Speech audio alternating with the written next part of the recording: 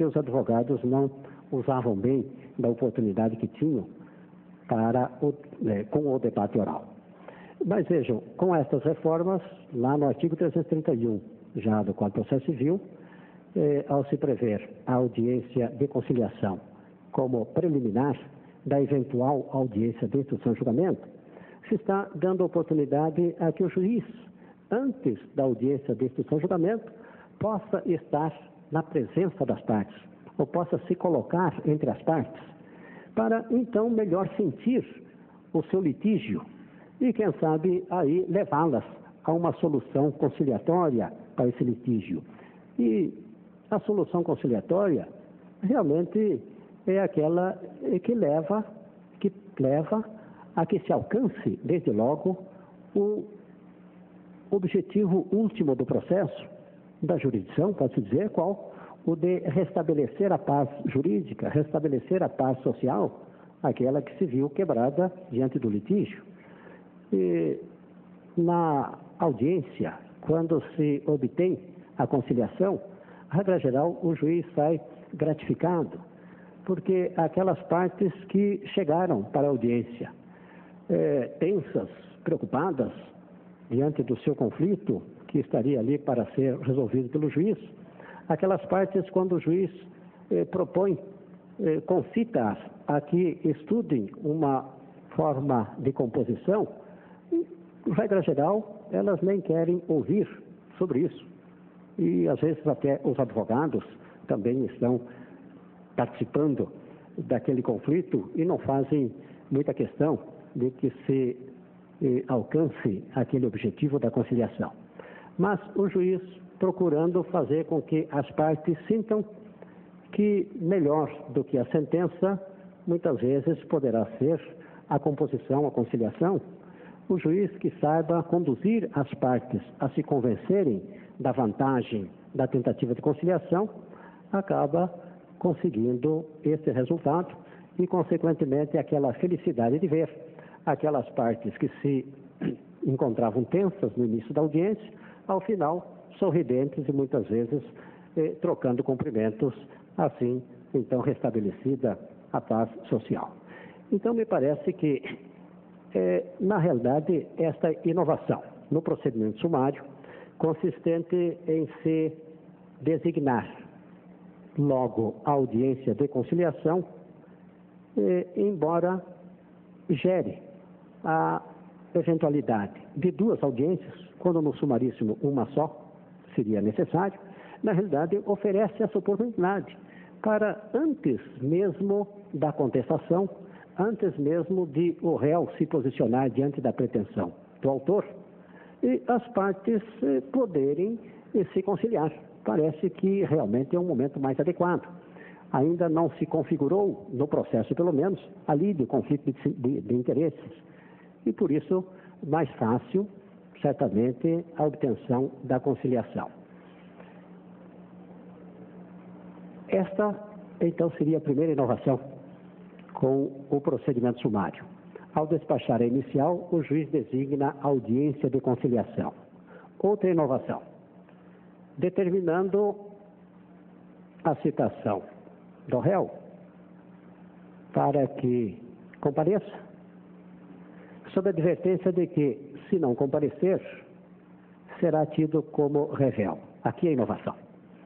Porque no Código, como estava a disciplina do sumaríssimo, também o juiz, ao despachar a petição inicial, marcava a audiência de instrução e julgamento, determinava a citação para que o réu pudesse comparecer e nela oferecer a sua defesa, sob a advertência de que, se o não fizesse, ficaria, e, sobretudo se não apresentasse contestação, ficaria a presunção de que o réu estaria aceitando a veracidade dos fatos afirmados pelo autor.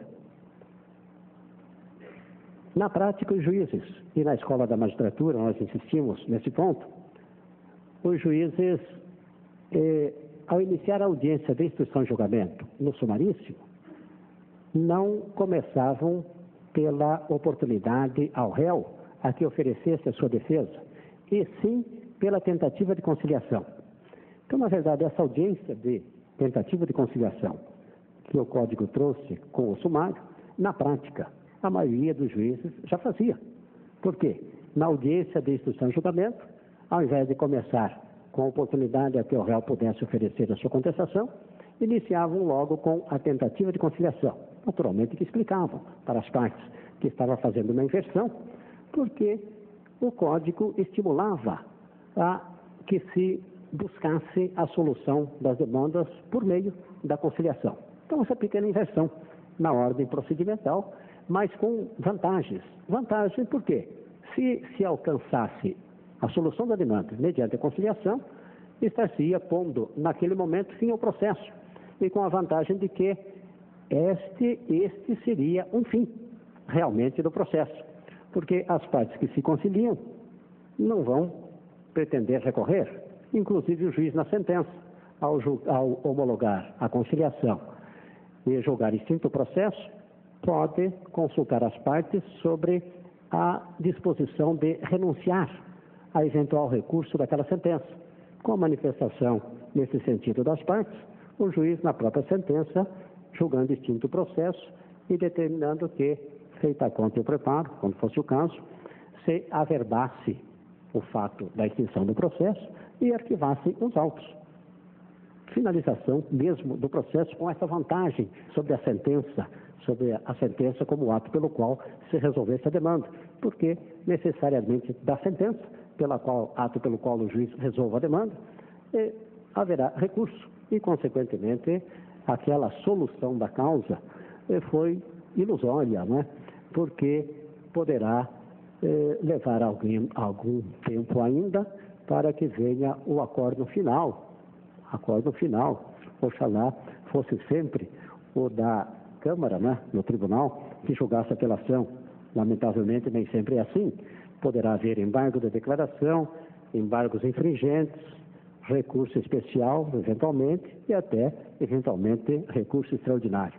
Então, aquela solução da causa pela sentença, que poderia levar, como teoricamente ou conceitualmente levaria, né, ao ato último do processo, na realidade, diante da multiplicidade de recursos que o nosso ordenamento jurídico prevê, nem sempre isso ocorre, porque a sentença definitiva, como se costuma dizer, aquela que resolve o mérito, que resolve a demanda e que estaria conceitualmente pondo fim ao processo, ato último do processo, na realidade, pela previsão de recursos, acaba não sendo exatamente isso, mas sim o momento a partir do qual poderá a sentença transitar julgado, desde que não se interponha a apelação no prazo de 15 dias. Se interposta, então o processo se alonga até que se resolva pelo último recurso.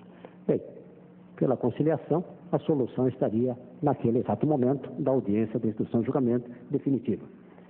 Então, me parece que esta audiência de tentativa de conciliação, que o juiz deve designar ao despachar a inicial de uma ação de procedimento sumaríssimo, merece aplausos. Por quê? É o momento no qual o juiz vai estar na presença das partes, vai dialogar com elas e procurar melhor se inteirar da demanda, do litígio e naquela sua preocupação em estimular as partes a uma solução amigável. Se não for possível, então ele deverá resolver as questões de ordem processual.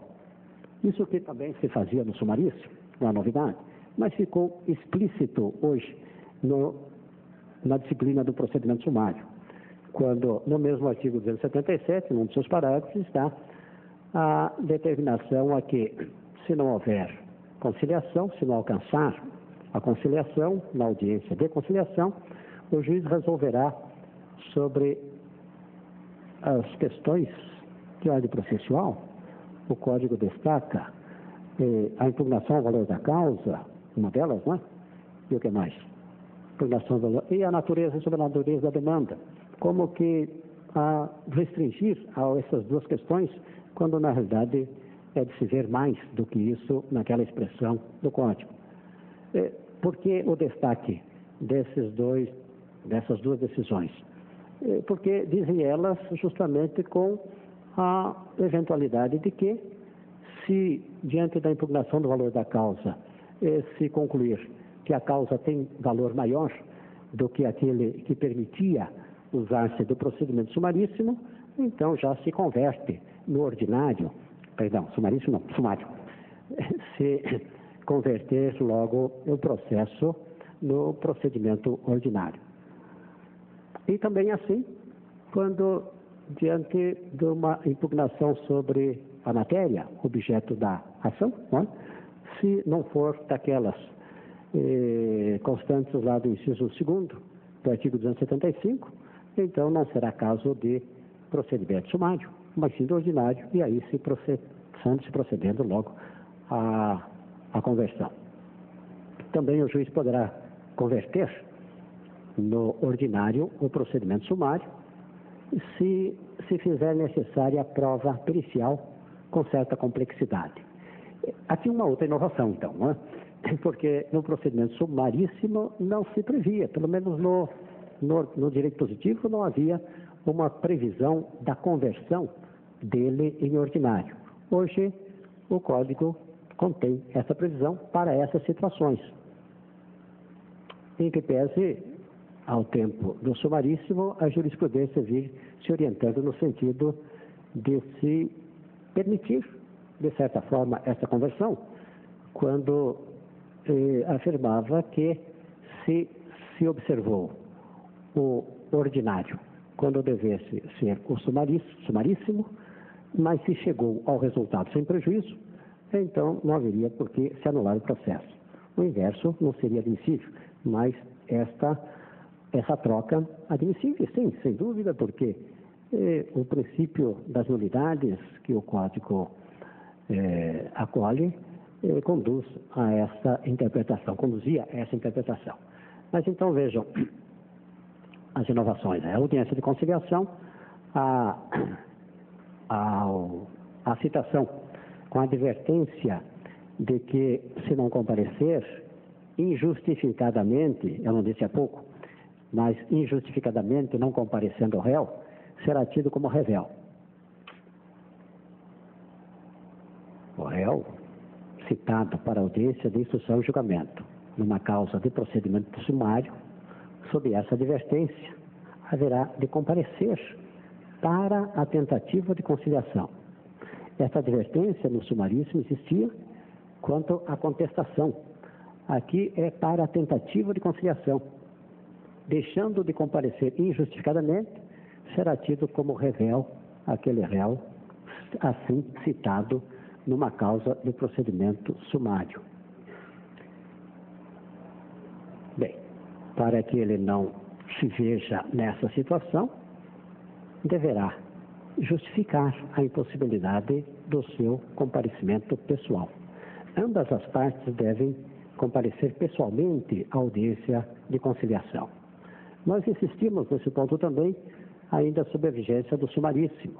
O juiz, tanto no sumaríssimo, e isso ao despachar a petição inicial, como no ordinário, ao prolatar a decisão de saneamento, antes dessa reforma do artigo 331, o juiz deveria determinar a intimação pessoal das partes para aquelas causas que viessem sob direito disponível, naturalmente, para estarem presentes no início da audiência de instrução e julgamento, a fim de participarem da tentativa de conciliação. Então, intimação pessoal às partes. Mas hoje é outra a ênfase, não é? Pelo menos, ou principalmente, em relação ao réu. Se ele não comparece e não justifica a impossibilidade do comparecimento, será tido como revel e o juiz deverá passar ao julgamento da causa, passar a sentença definitiva. É claro que só acolherá o pedido se ocorrer a verossimilhança dos fatos afirmados pelo autor. No contrário, ele poderá ter que julgar improcedente o pedido. Agora, será que deve-se ver com tal gravidade esta previsão da lei, ou esta sanção para o réu na causa de procedimento sumário, que deixe de comparecer à audiência de conciliação? Bem, o Código prevê possa possam as partes se fazer representadas na audiência por prepostos. Uma inovação que se elogia, principalmente quando parte seja uma empresa, e muitas vezes a dificuldade de o representante dessa empresa se deslocar para uma audiência de instrução e julgamento.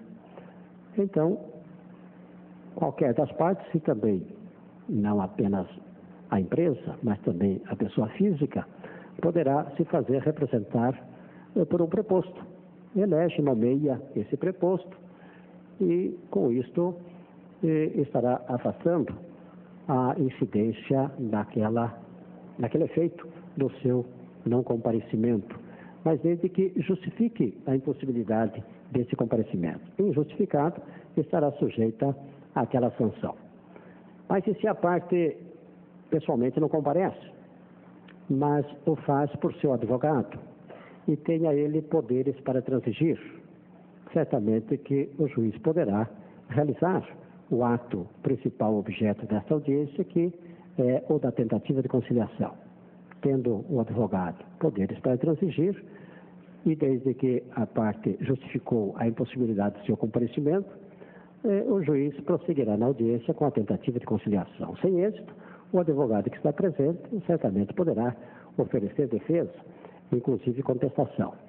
Observa o professor Atos Guzmão Carneiro, naquela monografia referida, que esta contestação deverá limitar-se à questão de direito, não ao fato. Parece que ele tem razão, porque como o advogado irá se manifestar sobre o fato se o réu não compareceu, e a lei põe como destacada a presença, a recomendação, digamos assim, pelo menos, da presença pessoal da parte na audiência de conciliação. Bem, nessa mesma audiência, sem êxito da conciliação, o réu terá oportunidade para oferecer a sua defesa e, diante dela, o juiz, se houver questões de ordem processual, ouvirá o autor e as decidirá, da mesma forma como deveria proceder, ou como procedia, diante do procedimento sumaríssimo. Resolve as questões de ordem processual e prosseguia no sumaríssimo com a audiência de instrução e julgamento, ou seja, fixação dos pontos controvertidos e cuidando da prova oral e logo da sentença. Então aí, nesse ponto, parece-me que não se pode negar uma pequena desvantagem no objetivo da celeridade do procedimento sumário para o sumaríssimo. Por quê? No sumaríssimo, sem êxito da tentativa de conciliação, resolvidas as questões de ordem processual, passava-se a instrução oral. Agora, sem êxito da tentativa de conciliação, resolve-se as questões de ordem processual, uma vantagem. Fixam-se os pontos controvertidos, definem-se as provas e designa-se uma outra data para a audiência de instrução e julgamento. No tocante à celeridade, perdeu um pouco a nova forma, não é? Mas pode ser que não tenha perdido no todo. Por quê? Porque não se obteve a conciliação naquele momento, mas o juiz a seguir resolveu as questões de ordem processual, rejeitou preliminares da contestação, por exemplo.